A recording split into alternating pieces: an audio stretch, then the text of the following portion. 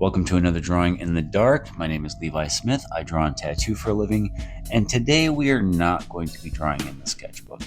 I've been working on these art cards, and I'm going to show these art cards off here.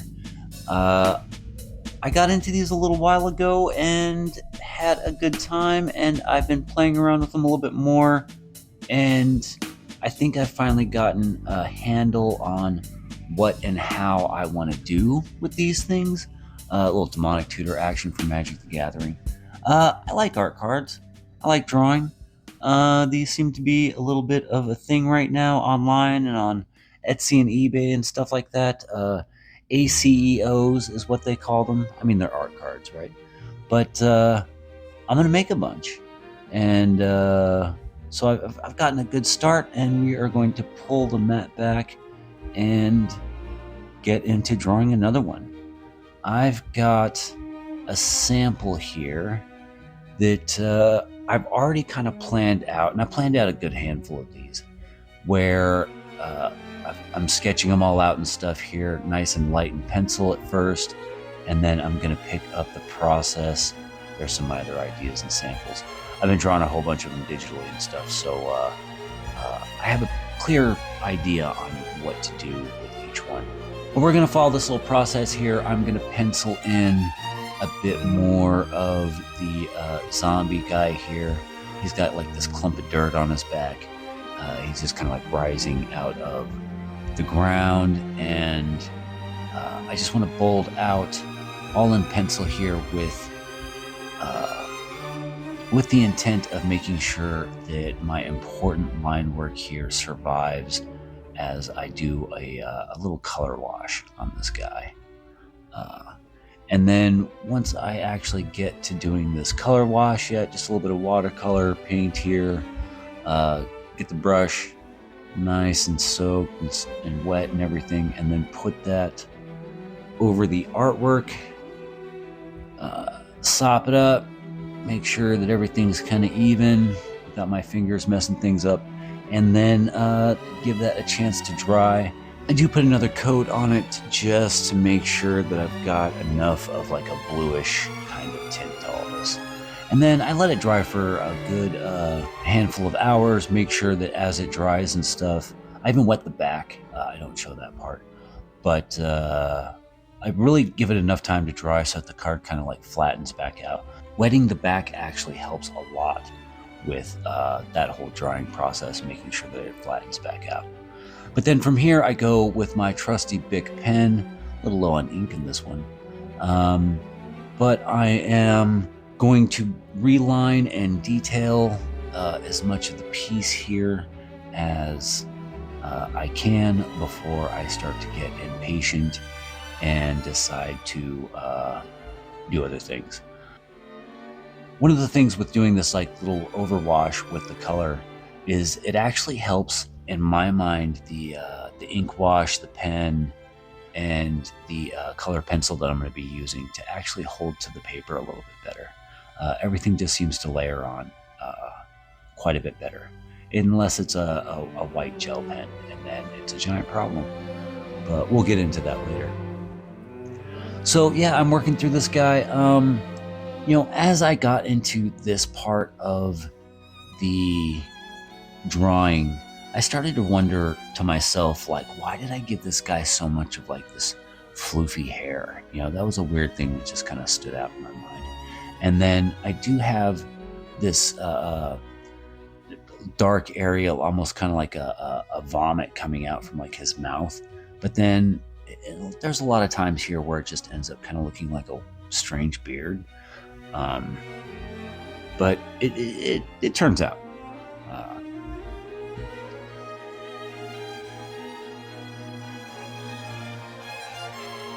And I get into just working up all of these lighter areas, essentially just redrawing, detailing, adjusting the art as I forever struggle with my focus. I think I've got it better this time than in other drawing videos, which is great, especially considering like this is a much smaller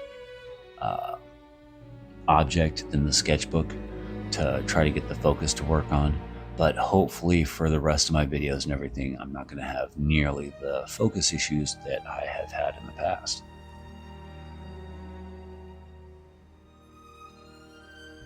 And yeah, just grind away through this line work, getting into a bit of just simple hat shading and stuff, building up a little bit of contrast, deciding how my lighting is actually going to work with the consideration of the moon and everything. And from my initial concept drawing to this version, I'm just able to kind of refine some elements and stuff and consider some details that I had left out and just make it so that this is the actual original piece, as it were, even though there's previous sketches of the whole thing. And I just get in and start kind of shading. I mean, this is the aspect that I would say is the most like my normal pen drawing exercises that I normally do on the channel. Just scratching away with this ballpoint pen, building up values and just playing around. And then here is my water pen marker all loaded up with a gray wash, a pretty dark gray wash. I guess it's about like a 50%. That's what I was kind of going for. Something that I could layer up really quickly, but still actually get some lighter effects out of it as well. Especially if I just kind of dip it into some water and thin it out inside the brush itself. Yeah, so we build all this up, focusing on the background, and I'm just trying to separate my like regions of the piece and build up the initial contrast elements and stuff. You know, here's when that whatever it is that's coming out of the zombie's mouth really starts to look like a beard there for a minute. I wasn't sure if I was trying to make like a particular character or not with this zombie at first, because I couldn't decide if he was like trying to be like some like Elvis Viking or something. I don't know, that'd be an interesting thing to draw. But yeah, so I just kind of stuck with it and just worked this process. A lot of layering, a lot of noodling, trying to build things up, trying to not lose the pencil and pen aspects of the art, and trying to work this through as efficiently as I can this time around. Some of the earlier cards that I had done, I ended up spending about 4 to 6 hours. This one I did in about 3 hours, trying to do it for the video and everything. But I think it turned out great. The process, while I definitely need to get some new pens, I am still working out the more efficient aspects of the process. I'm still experimenting with a lot of different materials. One of the things through this is I've discovered that a lot of my drawing pens are dead, and so I've had to order a few others so that I can get in here and use something with a little bit better quality than just the big pen. The ballpoint pen works just fine for aspects of the underdrawing and stuff, I think, but once I want to get into doing bolder lines and heavier outlines, finished final lines and stuff, I'm still going to need some good microns and whatnot. I had a whole cup of like 20 micron pens that, come to think of it, you know, the oldest pens in that cup are probably about 20 years old. The youngest ones are probably about 7 or 8. So I guess it makes sense that all my pens are dead. But I'll be solving that here soon as they arrive.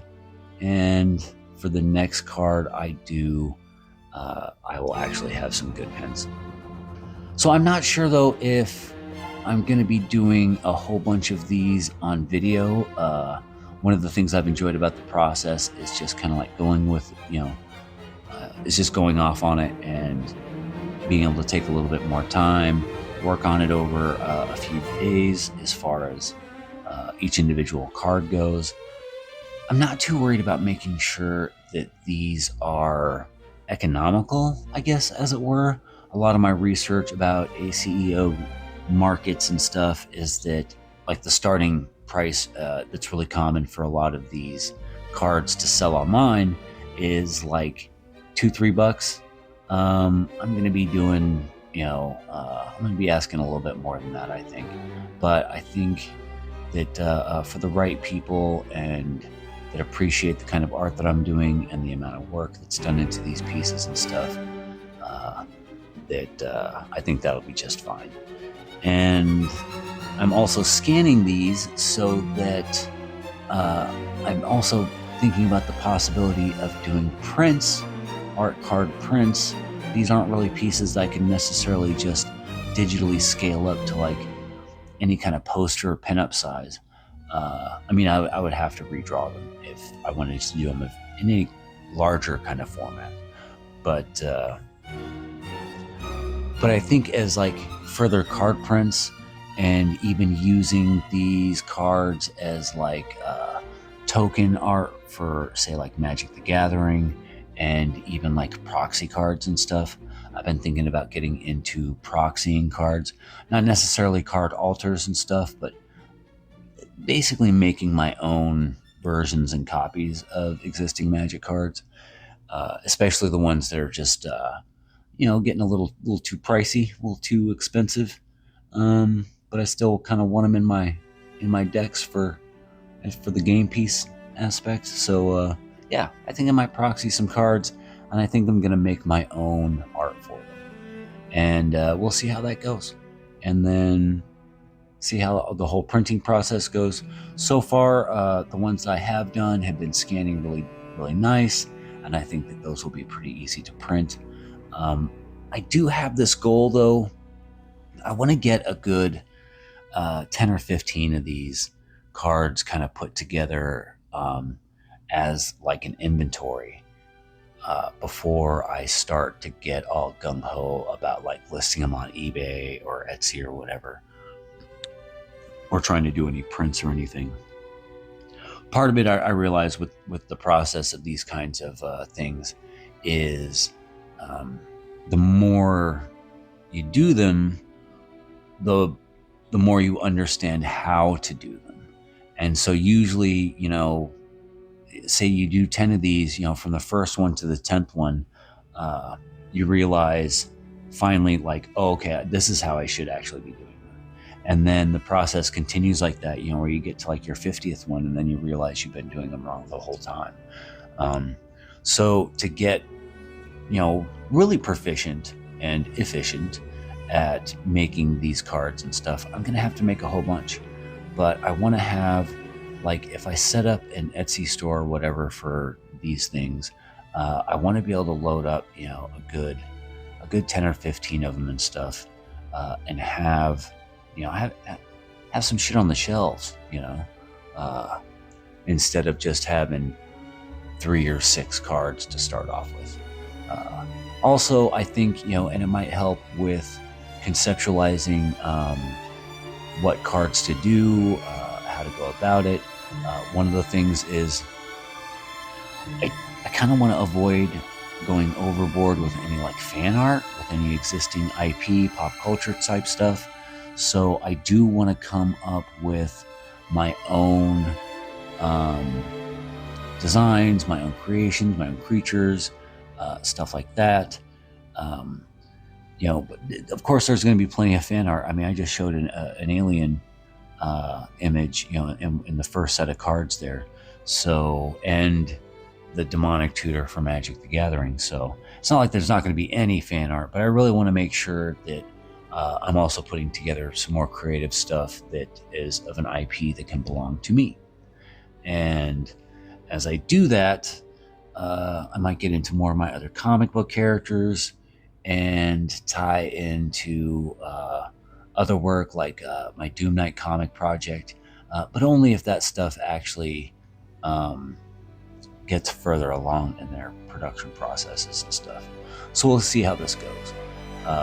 This is the kind of thing I think that once I get a good foothold and a good inventory and a good little process, I I could probably say, work making out 2 or 3 of these a week, and not interfere too much with all the other stuff that I'm trying to do each week, really. Now, one of the reasons why I'm doing this video instead of a normal drawing in the dark sketchbook video is because I drew one for the sketchbook, but I did not have enough time to do the editing or the audio to get it produced in time for a reasonable posting. And I'm trying to get a lot more consistent with my posting of videos and stuff. So one of the reasons why I did not have enough time is because I got all carried away and made 6 of these art cards. And so that's what the video is my art cards. So why not, right? Try to take my little, I guess, ADHD squirrel brain kind of antics of all of a sudden having a new idea art-wise that I'm kind of obsessed with or re-obsessed with, and actually pumping out some really interesting stuff. I mean, I've definitely enjoyed making these. It's nice to be able to get to like fully render out a piece from like concept to completion in a really short amount of time, where so many of the other projects that I do, comic books, tattoo work, and some of this other design work and stuff, it really can take a long time to get from like concept to a complete realized piece. I mean, I just recently finished a tattoo sleeve that I had started 7 years ago, but because life is the way life is, that's how long it took, to complete the thing. And there's probably, I don't know, maybe about 40 hours total of work in the piece. It just took 7 years to get all those 40 hours. But yeah, so being able to sit down and noodle around with one of these and start to finish, really just work it out, is a lot of fun. It's super rewarding for me in that aspect. And I've got all these little cards, and if nobody, ends up actually buying them for the prices that I'm going to be asking, well, I kind of like them all so far. So I guess I'll just be building my own card collection. Like, I made these, man. That's one of my favorite things in life to say, though, is I made this. So anyway, yeah, so here they are, and as I scribble and noodle and layer with color pencils and markers and gray wash, this one I didn't really bust out the acrylics on. I'm not entirely sure why. I was definitely focused on trying to keep everything like dark and having that like nighttime look, but also be visible. So the contrast was, a constant kind of consideration and balance, especially with a lot of the other detailed elements, all these like little rocks or clumps of dirt or whatever that kind of like flying out around him and stuff that suggests a little bit of like he just like sprung out of the ground like a jack in a box or something. And then little tears and stuff in his shirt to the tiny little details in his face. I mean, one thing with a lot of this is trying to squeeze in all this detail and getting to the point where, I don't have a small enough pen, or the stupid white gel pen just doesn't actually want to work properly or lay down on top of all these layers of other different pigments and stuff. I did find one of these pens that actually did start behaving properly, and then it kind of lays down a little heavier than I wanted, so I really couldn't find that happy medium. I just got too little or too much out of these pens. Although in my efforts to manage some of the things that I was doing that weren't immediately to my liking, I definitely learned a little bit of like smudge techniques and stuff, and softening, just quick little smudges with the finger and stuff there for blending, that I'm definitely going to be continuing throughout all of this work. So, uh, as the great Bob Ross would say, happy accidents, they sneak up on you, where you end up learning mostly by the mistakes that you make than by the things that go well. And that's definitely the life of art, right? But there, look at me go, noodling around, trying to make things a little bit darker, a little bit brighter, the slightest amounts of color. I wanted there to be some color, but I really wanted this to have that like midnight kind of moonlight, twilight look to it. And I really think I got it there. One of the key tricks is that blue underwash underneath everything, kind of affecting all the colors, all the highlights and stuff, so that even when I'm just using these white pens or the color pencils and stuff, everything still kind of keeps that cooler nighttime kind of feel to the piece, which I was really happy with. That was a good strategy that panned out really well. And I've done that with a few of the other cards and stuff, realizing that kind of underwash will really just reinforces everything. And I think that it pays off quite a bit here at the end, as I continue to just worry and noodle and detail a little bit more with this ballpoint pen, really because I don't have any other good pens to work with at this point. It really spoke to me about how much physical art and the kinds of physical art that I've been doing versus what I haven't been doing, and the amounts of digital art that I've been doing. That my very happy collection of Micron pens has just turned to peanut butter, and realizing that, going through a few other markers and pens in my markers and pens collection, and like 80% of them are toast. And so I'm going to have to do a little bit of rebuilding as far as tools. But at the same time, these days, there's not a lot of experimentation, I guess, with tools. I'll be looking at some new stuff. I'm going to be busting out the Copic markers. I haven't really been using my alcohol markers a whole lot with these yet, but I'm definitely going to be getting into those soon.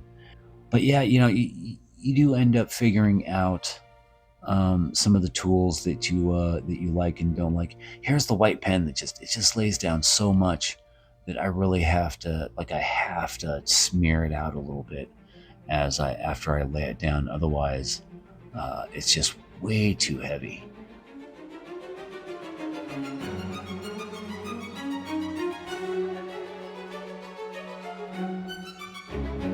And so in a few places, it gets a little heavier than I wanted it to.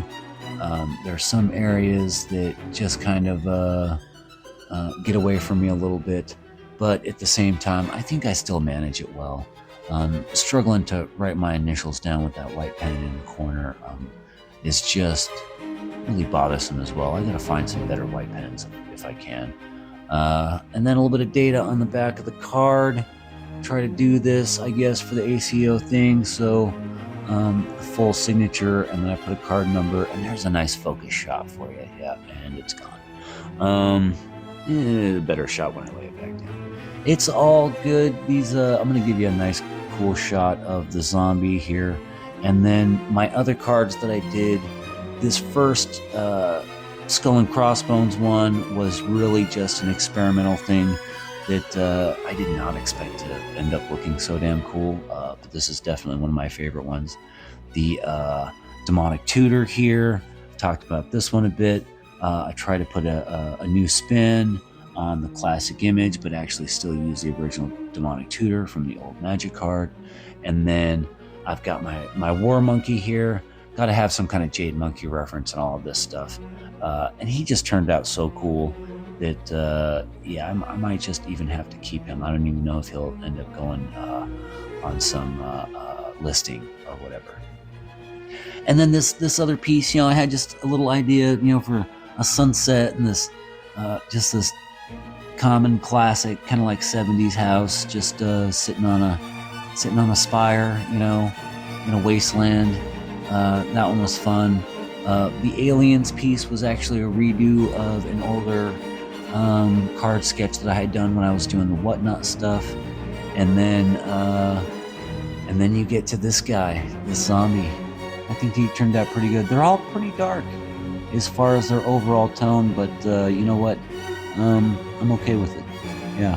But anyway, that's about all I've got for this episode. I hope you enjoyed checking all this stuff out and following along as I just kind of like narrated this whole thing. I've been slapping this video together as fast as I can just so I can make sure I've got something to put out here in a reasonable amount of time. Next week, I'm hoping to have the other one that I was planning for this week done. We'll see how it goes.